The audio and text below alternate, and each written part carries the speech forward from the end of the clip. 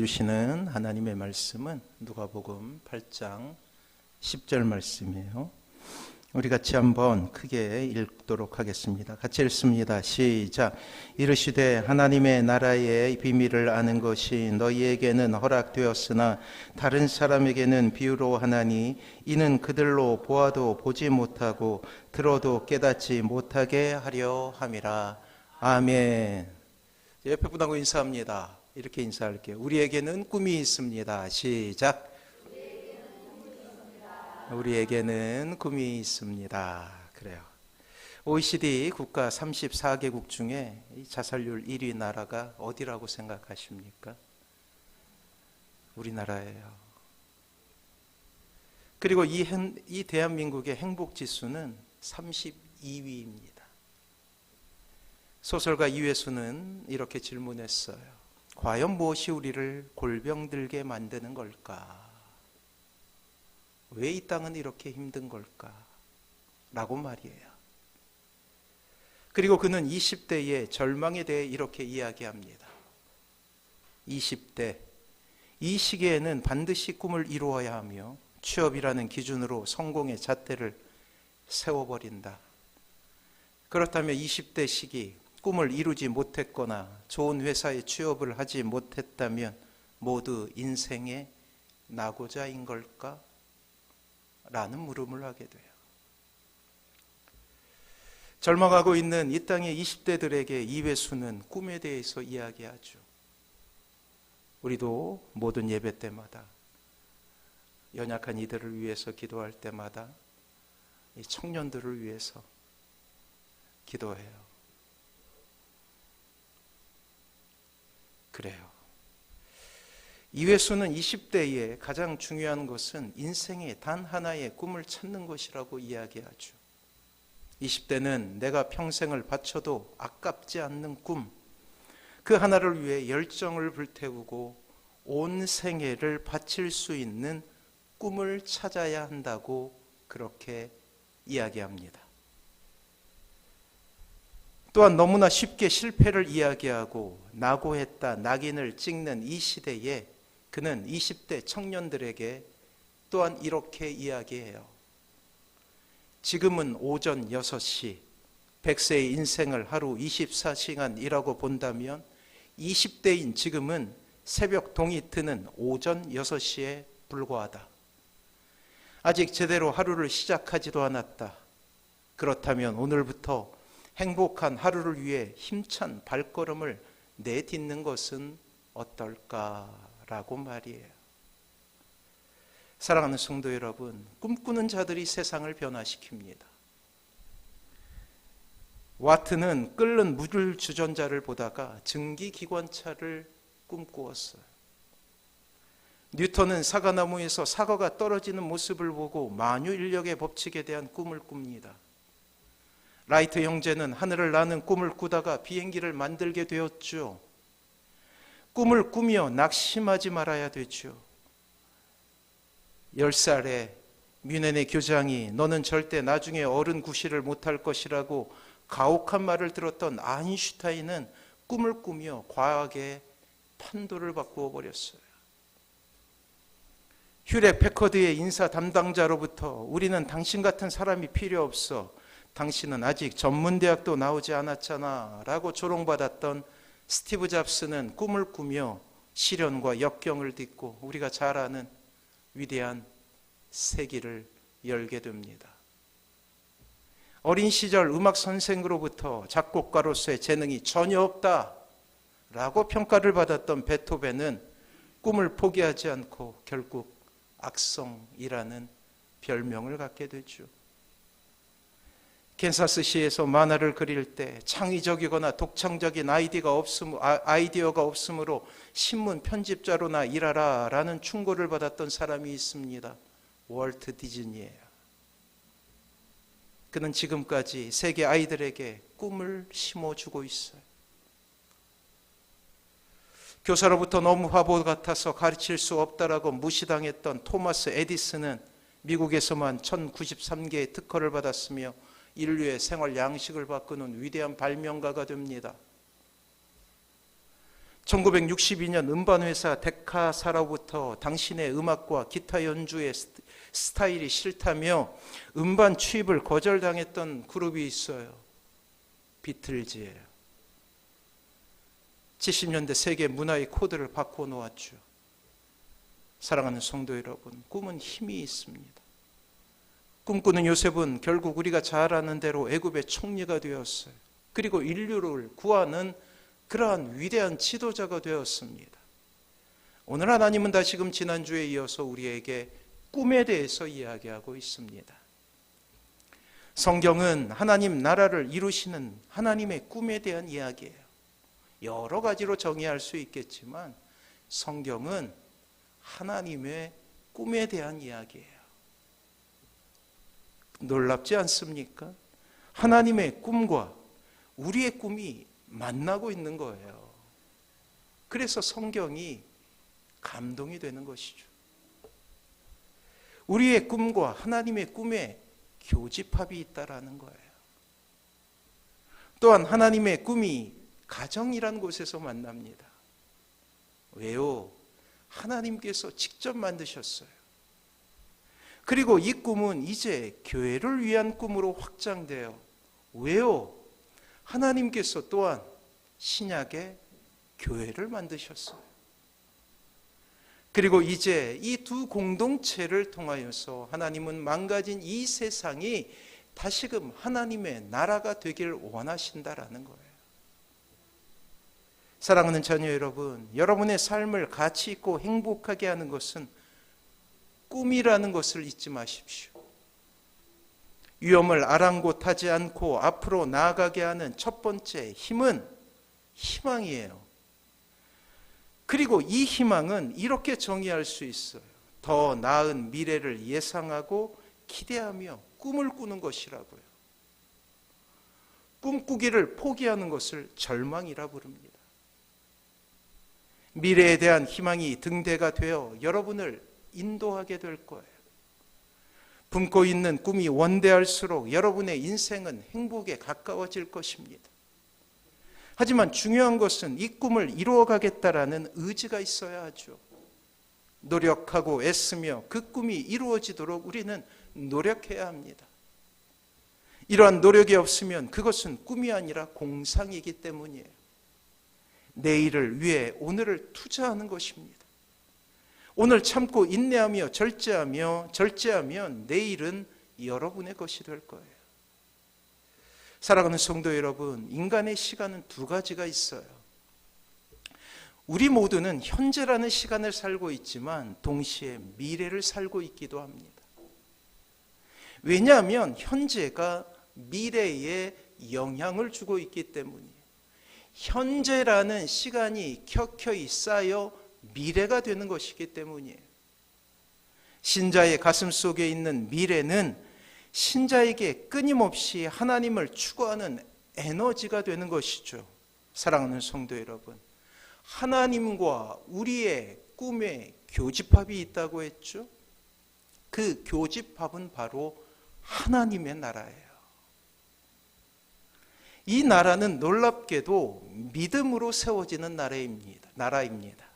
자, 히브리서 1장 1절 말씀 우리 같이 한번 읽어볼까요? 시작. 믿음은 바라는 것들의 실상이요 보이지 않는 것들의 증거니. 그래요. 꿈은 미래라는 시제를 가지고 있어요. 또한 이 성경에 미래라는 시제를 가지고 있는 단어가 있는데 그것이 바로 믿음입니다. 믿음은 바라는 것들의 실상이기 때문이에요. 아직 이루어지지 않았지만 우리가 머릿속에 그리는 거예요. 계획하는 거예요. 꿈꾸는 것이죠. 사랑하는 성도 여러분, 신자가 그저 오늘을 지키기 위해 산다면 현재의 편안함은 얻을 수 있지만 미래는 잃게 되는 거예요.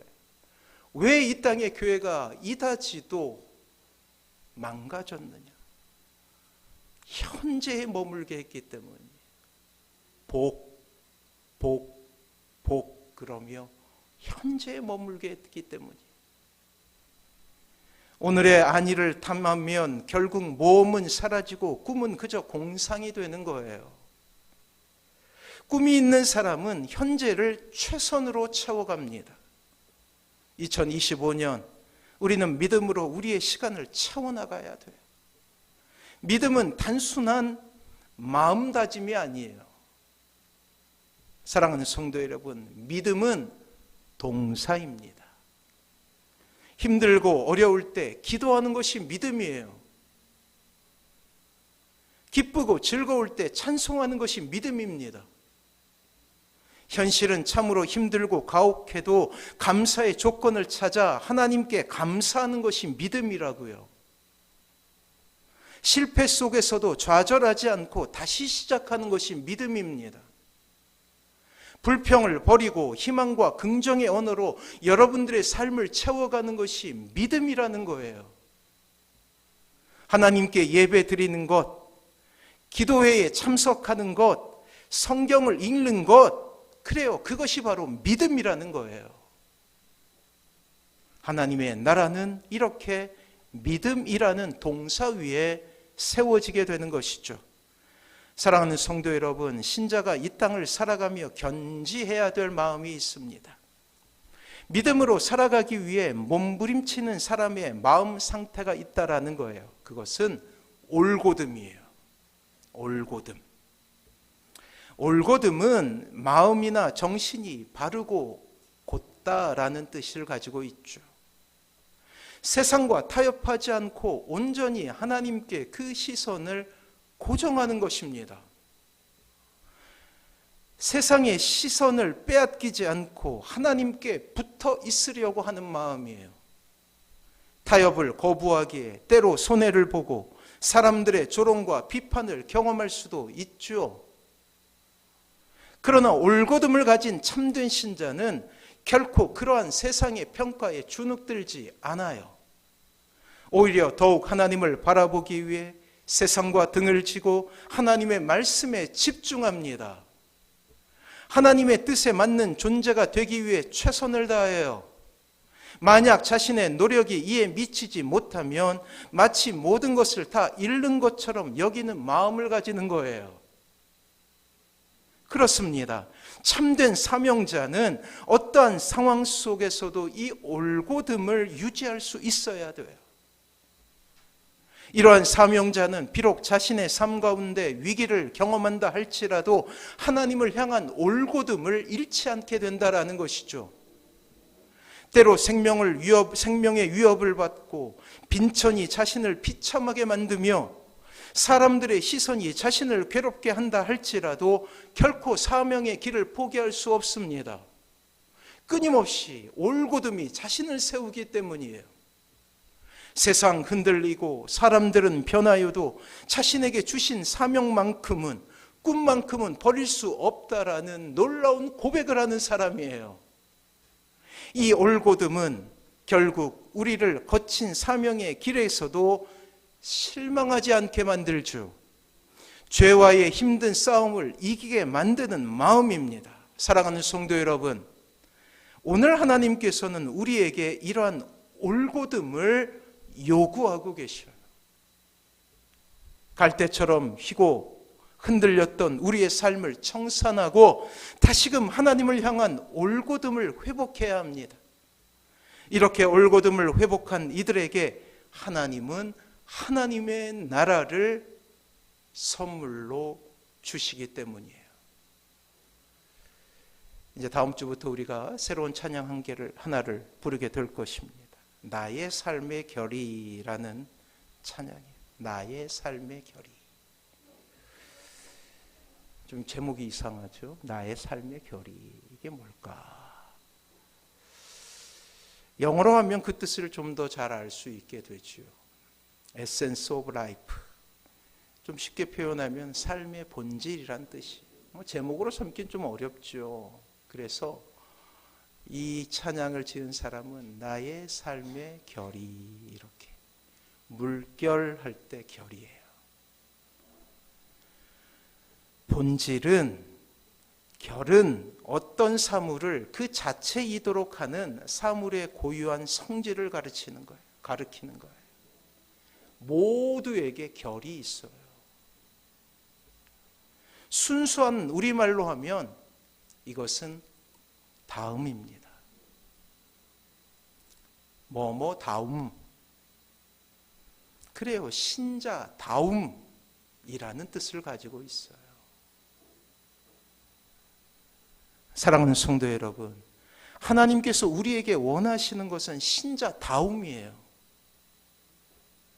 신자다움은 올곧음에 있습니다. 어떤 상황 속에서도 주님을 포기하지 않겠다. 나는 예배자로 서겠다라는 마음을 갖는 거예요. 우리가 처한 상황을 불평하지 않고 끝까지 하나님을 바라보는 것, 그것이 신자다움이라는 거예요. 하나님을 믿기에 현실에 조급해하지 않고 흔들리지 않은 것, 이것이 신자다움이라는 거예요. 여전히 하나님을 알지 못하는 가족들이 있습니다. 여전히 하나님을 알지 못하는 자녀들이 있어요. 그럼에도 불구하고 기도를 포기하지 않는 것이 신자다움이라고요. 그리고 하나님은 놀랍게도 이 신자다움에 꿈을 이루어 주신다고요. 믿음으로 살아가는 사람들의 삶의 특성, 그것은 바로 신자다움인 거예요.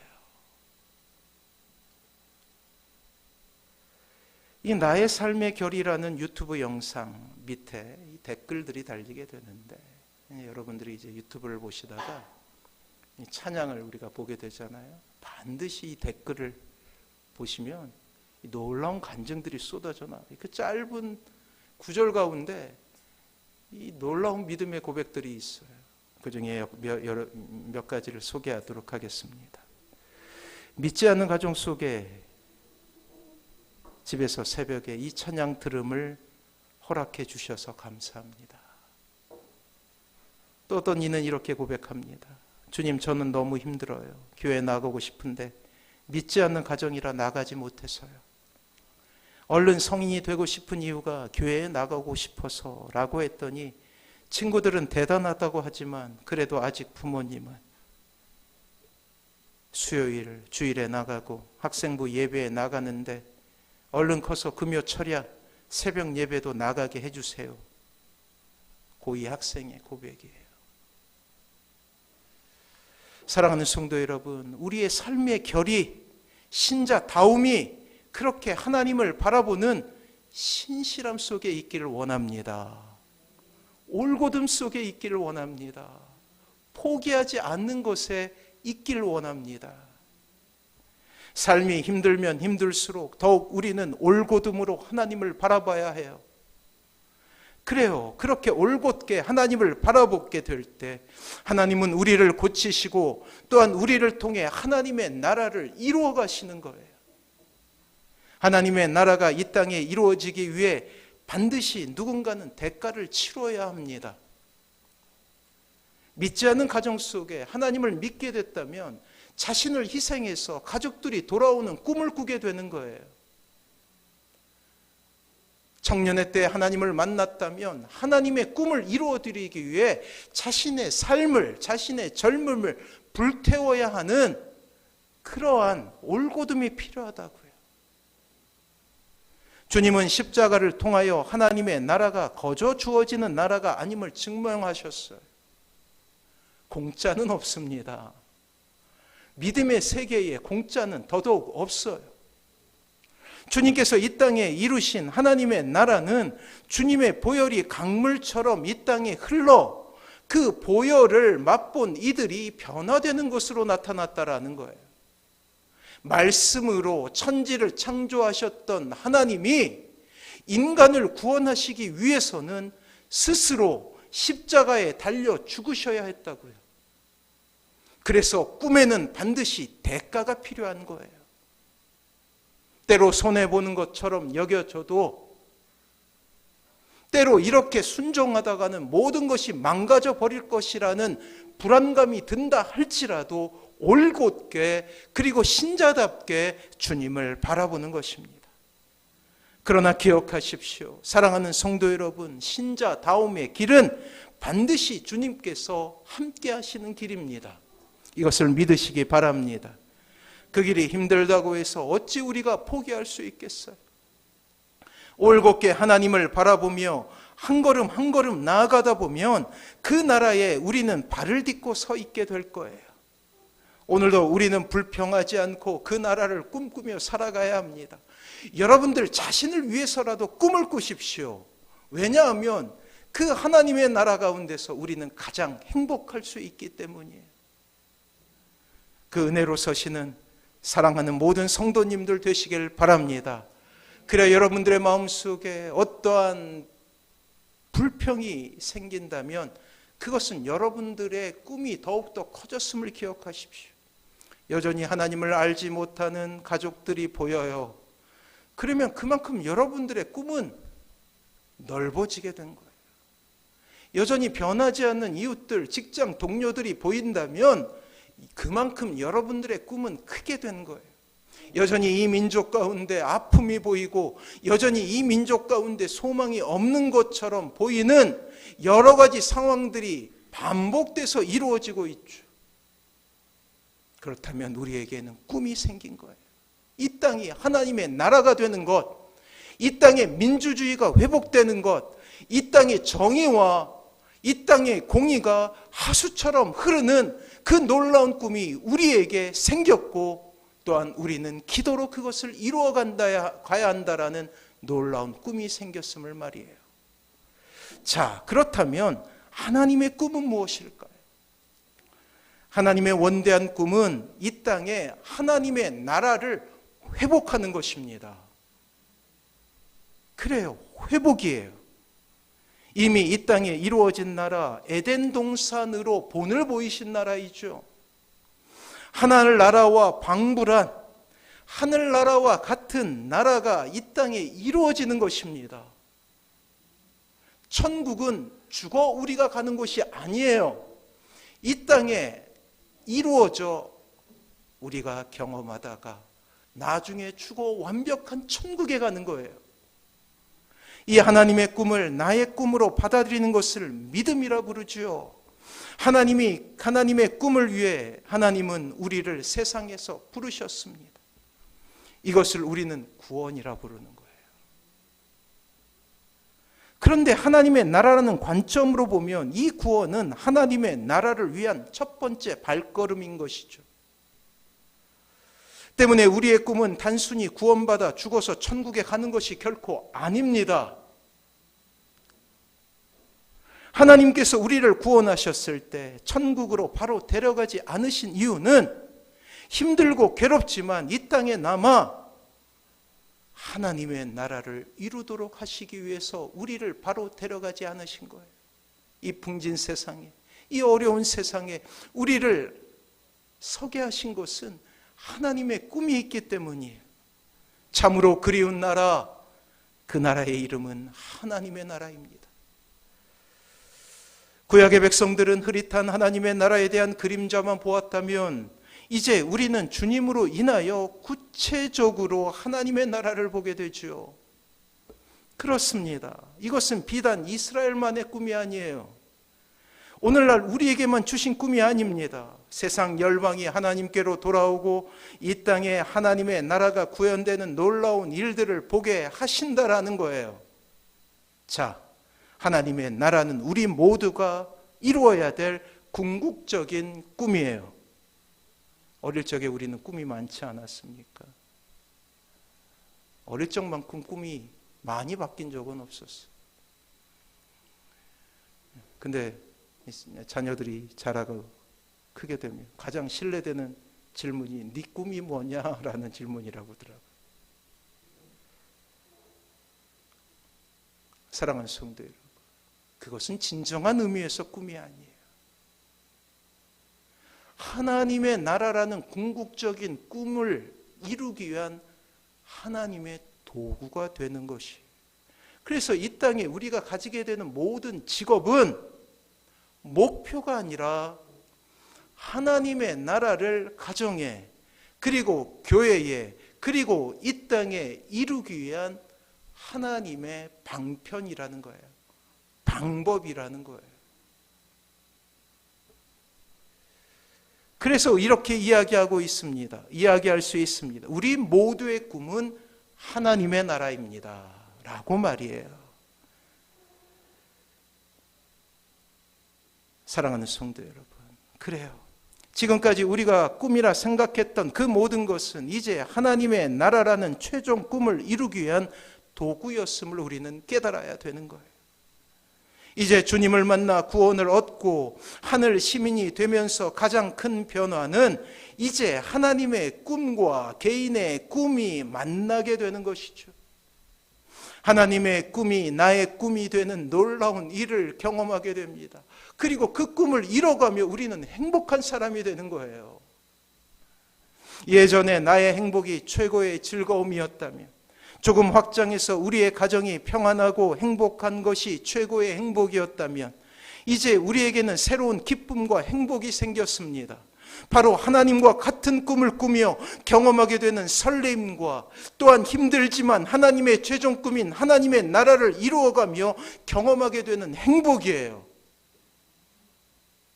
언젠가 우리가 사랑하는 독립운동가 김구 선생이 이렇게 얘기했죠. 나에겐 꿈이 있습니다. 그것은 대안의 독립이요.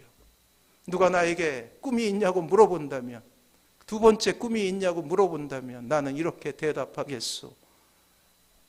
우리나라의 독립이요. 누가 만약 세 번째 나의 꿈이 무엇이냐고 물어본다면 다시금 이렇게 이야기하겠소. 나의 꿈은 대안의 독립이요. 그 꿈 때문에 행복한 거예요. 고문을 당하고 심지어 무도한 사람에 의해서 살해당했지만 그 꿈 때문에 행복한 사람이 된 거예요. 그래서 자신을 더럽히지 않고 일제 36년간의 그 피비린내 나는 세상을 독립운동을 위해서 자신을 희생하고 자신의 가족마저도 희생할 수 있는 그 용기를 낼 수 있는 것은 위대한 꿈이 있었기 때문이에요. 사랑하는 성도 여러분, 이 땅의 절망을 이기고 이 땅의 좌절 가운데서도 낙심하지 않을 수 있는 용기는 꿈이 있을 때 가능한 거예요. 이것을 우리는 사명 혹은 거룩한 소원이라고 부릅니다. 내가 아닌 하나님을 즐거워하며 가장 극치의 행복을 경험하게 되는 놀라운 일이 일어나게 된 것이에요. 세상 사람들은 결코 알지 못하는 일, 이전에 주님을 알기 전에는 결코 상상할 수 없는 기쁨이죠. 사랑하는 성도 여러분, 만약 우리가 우리의 삶을 들여 하나님의 꿈을 위해 살아가기로 작정하면 하나님은 여러분들의 인생에 놀라운 복을 허락하시게 될 것입니다. 이미 우리는 하나님의 진정한 복을 야고보서를 통해서 배운 적이 있어요. 그것을 야고보는 이렇게 고백합니다. 온갖 좋은 은사와 온전한 선물이라고 표현해요. 은사, 선물이란 뜻이죠. 온전한 선물. 자, 이 두 가지는 모두 다 하나님께서만 주시는 은혜예요. 사랑이에요. 행복이에요. 우리의 진정한 행복은 이 땅의 조건으로 이룰 수 없다라는 것이죠. 그렇습니다. 하나님께서 주시는 복입니다. 이것은 세상이 말하는 1차원적이고 육적인 복이 아니에요. 하나님의 자녀만이 가질 수 있는 행복이죠. 더 이상 우리를 두려워하게 하던 여러 가지 근심은 우리를 무너뜨릴 수 없다라는 거예요. 왜요? 꿈이 있기 때문이에요. 그리고 그 꿈을 향하여서 우리는 올곧게 그리고 신자다움으로 살아가야 된다라는 거예요. 거대한 폭풍우 가운데서도 우리는 평안이라는 하나님의 정서로 행복하게 될 것입니다. 우리의 인생을 부술 만한 거센 바람 가운데서도 하나님께서 베풀어 주신 날개 밑에서 안전함을 누리게 될 거예요. 그렇습니다. 이것이 우리가 받은 축복의 시작인 거예요. 이제부터 믿음으로 우리는 감사의 그릇을 넓혀가야 되는 거예요. 하나님께서 주신 복을 찾는 인생에서 이제 우리는 누리는 인생이 되어야 된다는 것이죠. 이 땅에서 예수님의 십자가의 공로와 사랑 안에서 풍성하고 충만하게 주시는 은혜 안에 살아야 합니다. 놓치지 마십시오. 하나님은 놀라운 축복으로 여러분들과 함께 하실 거예요. 사랑하는 성도 여러분, 이왕 당하는 고난이라면 그 고난을 이기기 위해 불평을 선택하는 것이 아니라 기쁨을 선택하십시오. 분명한 사실은 기쁨을 선택한 이들에게는 반드시 하나님은 그 모든 역경을 이기게 하신다라는 것이죠. 사랑하는 성도 여러분, 고난 너머에 있는 하나님의 마음을 읽기 위해 노력하십시오. 그때 우리는 알게 될 것입니다. 이 모든 고난은 온전한 행복과 기쁨을 주시는 하나님의 수단이며 그 너머에 나를 긍휼히 여기시고 사랑하시는 하나님의 마음은 한 번도 나를 떠난 적이 없다라는 사실을 말이에요. 아까 말씀드렸죠. 김구 선생을 비롯해서 많은 독립운동가들이 있었어요. 그들은 이 땅에서의 편안함보다 독립을 위해서 자신을 희생하는 것을 선택했죠. 어떤 이는 많은 재물을 독립 자금으로 쓰기도 하고, 어떤 사람은 그것을 위해서 고문을 당하고 죽기도 했어요. 또 어떤 사람은 그 일제시대의 신앙을 지키기 위해서 일제의 그 타협 가운데서도 하나님을 선택하며 주님을 바라보게 됩니다. 주기철 목사님과 같이 신사참배를 거절하고 올곧게 하나님을 바라보는 그러한 모습을 보이게 됩니다. 사랑하는 성도 여러분, 떠올려 보십시오. 그렇게 독립을 위해서 고통하고 아파했던 사람들이 맞게 된 독립, 8.15 해방, 그것과 일제에 부역했던 사람이 맞게 되는 광복, 어떠한 차이가 있을까요? 아무런 일도 하지 않고 무의도식했던 사람이 경험하게 된 광복과 독립을 위해 수고하고 애썼던 사람이 경험하게 된 광복은 차원이 다른 기쁨을 우리에게 보여주게 되는 것이에요.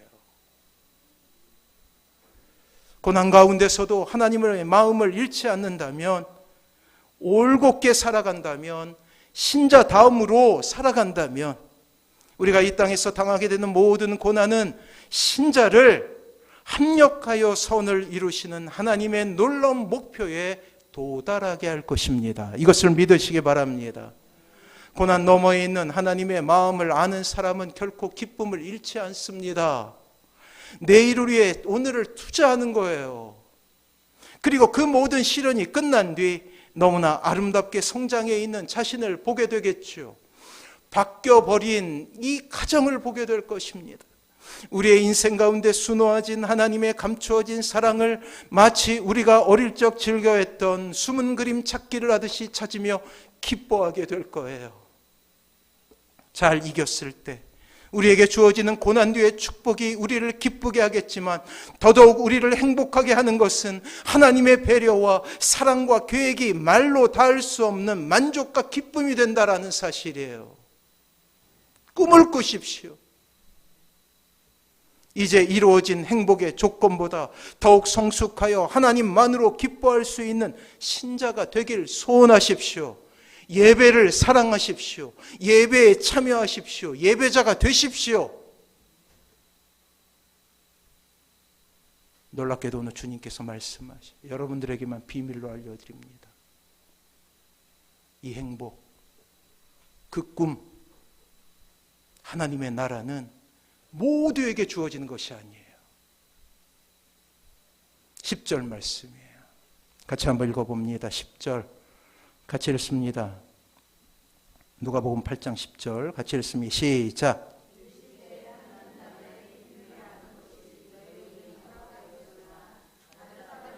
비유로하나니 이는 그들로 보아도 보지 못하고 들어도 깨닫지 못하게 하려 함이라.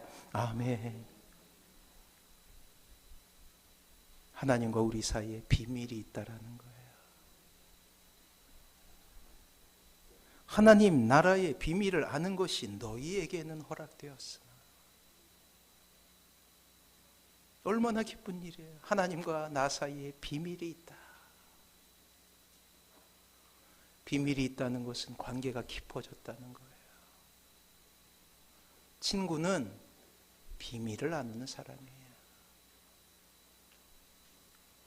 하나님의 나라는 비밀로 감추어진 나라입니다. 그 하나님의 나라를 위해 우리에게 가정을 허락하신 거예요. 비록 지금은 아프지만 우리에게 자녀를 허락하신 거예요. 우리에게 이 빛가람 선한 목자 교회를 허락하신 것입니다. 하나님이 저에게 최근에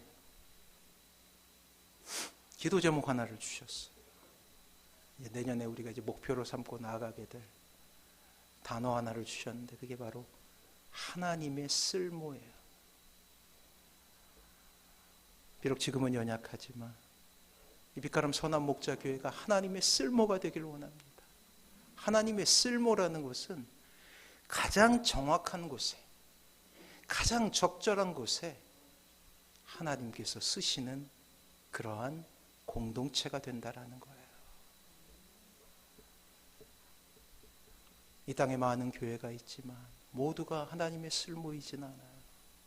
사람의 욕망을 나타내기도 하고 그저 복만 찾게 하기도 하고, 더군다나 지금은 정치적으로 이상한 이들이 나타나서 이 땅의 교회를 망가뜨리고 있어요. 빛가람 선한 목자 교회가 가야 될 길은 하나님의 쓸모가 되는 것입니다. 이 땅의 교회들이 다시금 세워지는 방법은 하나님의 쓸모가 되는 거예요. 여러분들의 가정이 다시금 회복되는 것은 여러분들이 하나님의 쓸모가 되어서 가정을 회복하는 거예요. 여러분들에게 기도 제목이 있다면, 자녀에 대한 기도 제목이 있다면 그것은 자녀들이 하나님의 쓸모가 되는 거예요. 포기하지 마십시오. 놓치지 마십시오. 애써 감추려 하지 마십시오. 하나님의 쓸모가 되는 것만큼 중요한 것은 없어요. 그래서 저는 이렇게 기도해요. 새벽마다 빈자리가 채워지고 이 연약한 교회가 하나님의 쓸모가 될 수 있게 해달라고. 특별히 사랑하는 자녀들을 위해서 제가 새벽마다 이름을 부르며 기도하게 되는데 하나님의 쓸모가 되게 해달라고. 하나님의 쓸모로 사는 사람은 행복한 사람이 되는 거예요. 목표가 있잖아요. 이 귀한 헌신을 받으시고 하나님은 여러분들에게 온갖 좋은 은사와 온전한 선물을 주시는 거예요. 다시 한번 말씀드리지만 행복은 하나님께로부터만 오는 거예요. 우리의 가정은 하나님의 나라가 될 것이며, 크게 아멘하십시오. 잘 안 시키잖아요 제가. 우리의 가정은 하나님의 나라가 될 것이며, 우리의 교회는 하나님의 나라를 이루어가는 기관이 될 것이며, 여러분의 말은 권세를 얻어 여러분의 기도와 선포는 놀라운 치유의 수단이 될 것입니다. 가정은 회복될 것이고 교회는 하나님의 쓸모가 될 것이며 이 나라와 민족은 하나님의 도구가 될 것입니다. 이것을 믿으며 나가시는 사랑하는 모든 성도님들 되시길 주님의 이름으로 축원합니다. 우리를 사용하소서. 우리 같이 고백하도록 할게요. 그래요.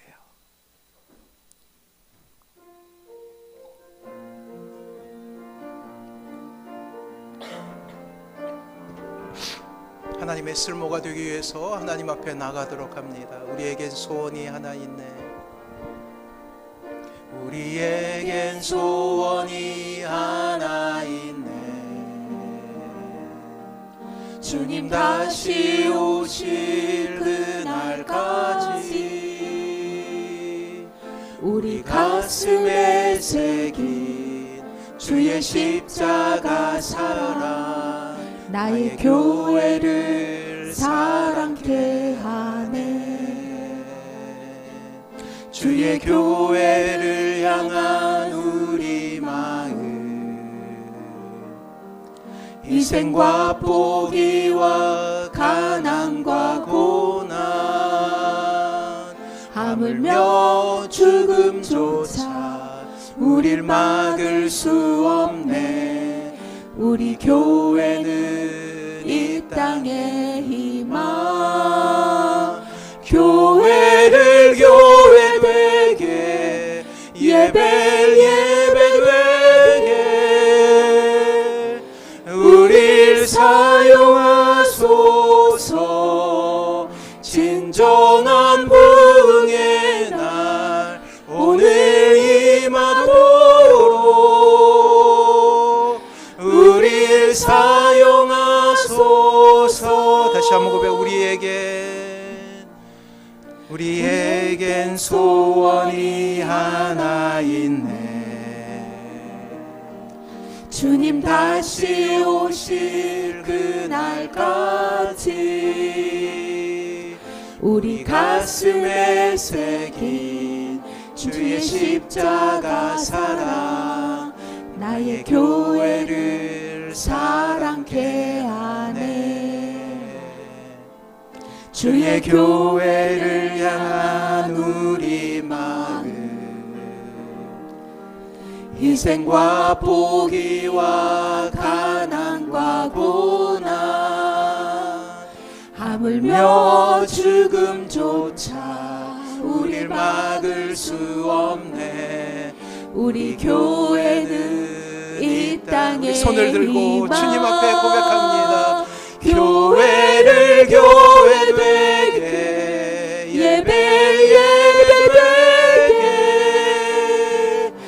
우릴 사용하소서.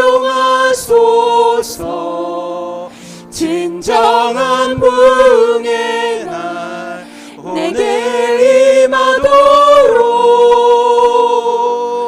우릴 교회가 교회 되게, 교회가 교회 되게, 예배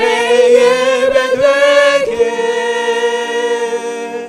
우리 사용하소서. 진정한 부흥의 날 오늘 임하도록 우릴 사용하소서. 사랑 성도 이 시간 같이 기도하기를 원합니다. 그래요, 꿈꾸는 자가 되어야 합니다. 비록 오늘 우리가 좌절하고 넘어진다 할지라도 다시금 하나님의 꿈을 바라보며 주님 앞에 나아가기를 소망합니다. 가정에 대해서 꿈을 꾸십시오. 자녀에 대한 꿈을 꾸십시오. 올곧게 신자다움과 올곧음으로 하나님 앞에 나아가십시오. 언젠가 그 꿈이 이루어졌을 때 우리는 세상이 알지 못하는 그러한 기쁨 가운데로 들어갈 수 있게 될 것입니다. 하나님 꿈을 꾸게 하시고 그 꿈을 이루어지게 하여 주시옵소서. 우리 같이 소망하며 주여 한번 부르고 같이 기도하도록 하겠습니다.